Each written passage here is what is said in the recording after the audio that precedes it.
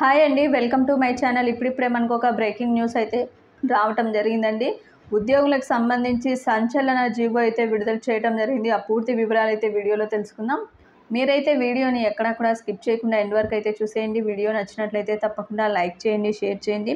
ఇక కార్యాలయాలకు తరచూ ఆలస్యంగా వస్తూ నిర్ణీత పని వేళలు ముగియక ముందే వెళ్ళిపోతున్నటువంటి ఉద్యోగుల విషయాన్ని ఇకపై కేంద్ర ప్రభుత్వం అయితే తీవ్రంగా అయితే ఖండిస్తోందండి. ఇలాంటి వారిపై సంబంధిత అధికారులు కఠినంగా చర్యలు తీసుకోవాలని సిబ్బందిని మంత్రిత్వ శాఖ అయితే ఆదేశించింది. ఇక ఆధార్తో అనుసంధానమైన బయోమెట్రిక్ వ్యవస్థలో కూడా పలువురు ఉద్యోగులు తమ హాజరు నమోదు చేయలేదని చెప్పి మరికొందరు తరచూ ఆలస్యం అవుతున్నారని గుర్తించినట్లయితే తెలిసింది. ముఖ్యంగా మొబైల్ ఫోన్ ఆధారిత ముఖ గుర్తింపు వ్యవస్థను వాడి ఉద్యోగులు ఎక్కడ ఉన్నారో గుర్తించలేకపోయేటట్లు చేస్తున్నారు. ముఖ్యంగా అన్ని విభాగాలు, అన్ని శాఖలు, సంస్థలు తరచూ తమ ఉద్యోగుల హాజరు నివేదికల్ని పర్యవేక్షించాలని చెప్పి పేర్కొంది.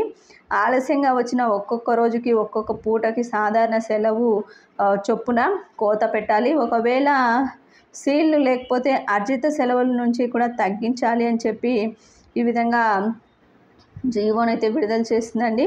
ముఖ్యంగా వీటికి సంబంధించి రోజుకి గంటకి మించకుండా ఆలస్యంగా రావటాన్ని క్షమించవద్దు. ముందుగానే కార్యాలయం నుంచి వెళ్ళిపోవటాన్ని ఆలస్యంగా రావటంతో సమానంగా చూడాలి అని చెప్పి స్పష్టంగా ఈ యొక్క జీవోలు అయితే పేర్కొంటూ విడుదల చేయడం జరిగిందండి.